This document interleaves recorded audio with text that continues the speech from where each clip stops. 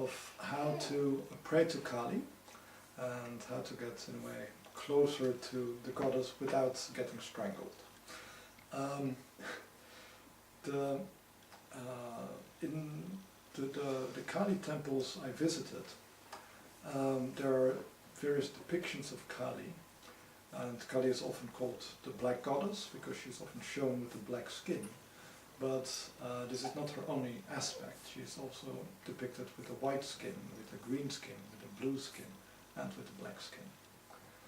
And this is actually the first question we need to ask ourselves. Like, what is the role of Kali in our life? Because she has this aspect indeed of being the liberator, the one who ends the journey, who ends the physical, who ends the illusion, so that the spirit is free. And this is very much the death aspect of the goddess. But in her green-skinned form, she's very much the goddess of love, of sensuality, of sexuality, and very much more the goddess of the path of the Tantra. In her white aspect, she is much more the aspect of the sattvic goddess. So the one who is teaching us, who is sending us dreams, who is sending us visions, who has in a way the same role as her son, Ganesha has. So it is very much more the one who teaches us how to pass obstacles. And you also have her warrior aspect, because she is seen as also the mistress who created the world and has a power over the world, and this is often her blue-skinned aspect. So where she's seen as also often connected with water, like the goddess of the rivers, of the sea, of the clouds, who can block out the sun and the thunderstorms and the lightning, of the powers which can shake and move the earth. This is her blue aspect, her blue-skinned aspect. So Kali, just like any woman, is a very complex woman. It's a very complex creature who cannot be completely comprehended. And all we can do is to worship the whole of it and try to understand or to focus in our prayers to part of it. What I found in my experiences there is also that posture was very important in how I related to her.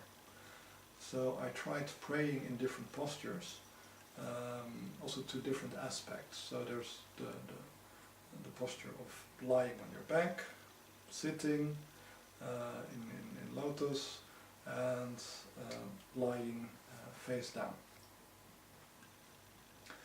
And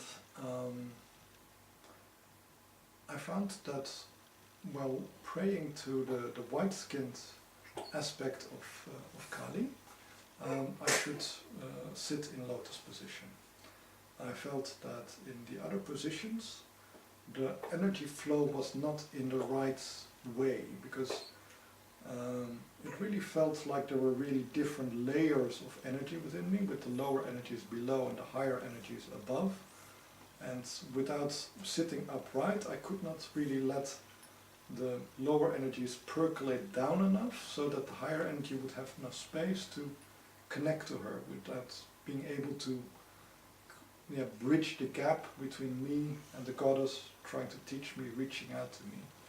So if you pray to the white-skinned Kali, then I would say do that from a lotus position. When praying to the green-skinned Kali, I found it is best to do that while lying on my back. Because Kali is, in a way, also the earth goddess, the earth power. I could feel her energy, in a way, moving out of the earth into my body. And this way also my body felt very stimulated, energized. I could feel her pushing against blockages in me. So I lay on my back and I surrendered to Kali, so that Kali with all her power and passion could move in me, and also my energy could become more powerful and passionate and also start moving and hitting my blockages. And this experience for me was very enlightening. I could feel what I couldn't do. I could feel where my limits were, where my borders were, where I was unfree, by lying on my back and praying to the green-skinned goddess. And unfortunately, I don't have a lot of experience in praying to the blue-skinned or to the black-skinned Kali. So I cannot share any personal experiences in this regard. But I would think that for the black-skinned Kali it would be good to lie on your belly. Because she is the goddess of death, of in a way liberation, and it is therefore also a power we need to surrender to. And lying on your belly is a powerless position, because your ability to manifest is only towards the earth, towards her. You're in a way imprisoning yourself. You're giving yourself over to her. So I think this is the proper surrender position to work with the black-skinned Kali. And I would think that maybe even a standing position would be ideal to work with the blue-skinned Kali, because it is about allowing you to manifest your power. Therefore you also need to be a connection between heaven and earth, between high and low, to reach as much as you can of the manifestation. So I would say do the prayers in an upright position, standing position. Because it also needs to be an active position. It cannot be just a sitting position. This feels wrong to me. But as I said, I haven't had much experience in working with the blue-skinned or the black-skinned aspect of Kali. What I found in her messages to me, or her communication to me, is that the way she manifested herself was very free, but not without consequence. So she called me to her by appearing in my dreams twice. So, because usually if I dream about something once, I consider it, oh well, it was just a dream, coincidence. I dream lots of stuff. But if I have a repetitive dream, or I dream about the same element, and rapidly after each other, within a week or within 2 weeks of each other, then I usually feel that there is something which is creating these dreams, which is a message. So she showed herself twice, and I felt very clearly that it's an invitation, it's an open invitation, so I can listen to it or cannot listen to it. So there was no coercion at all, but I also felt very clearly that my decision would have consequences. So just like a woman, she can say like, oh, do whatever you like, but if you do the wrong thing, you will pay for it. So it is kind of like the typical female softness, but also very strong guidance, which I felt in my communication with her.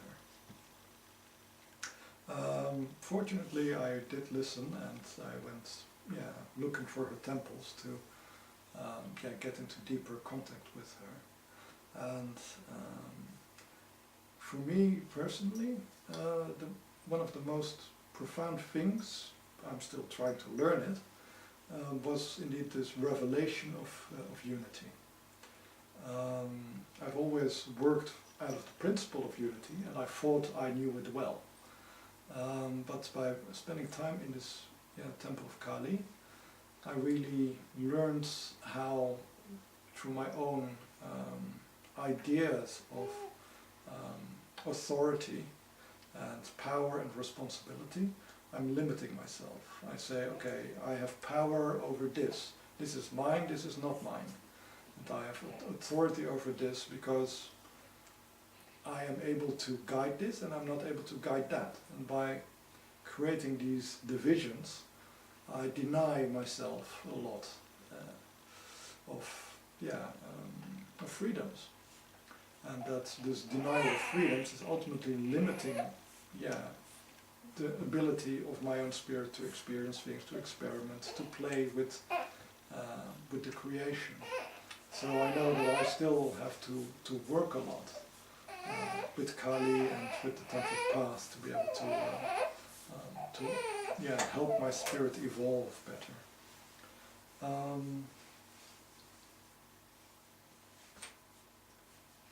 Okay. So often every depiction has different attributes. So often in every hand there will be a different object, or every hand will be in a different mudra, in a different hand position. And if you have an image which contains many arms or many heads, it is often showing that these are pictures of the higher or the more complete aspects of a being.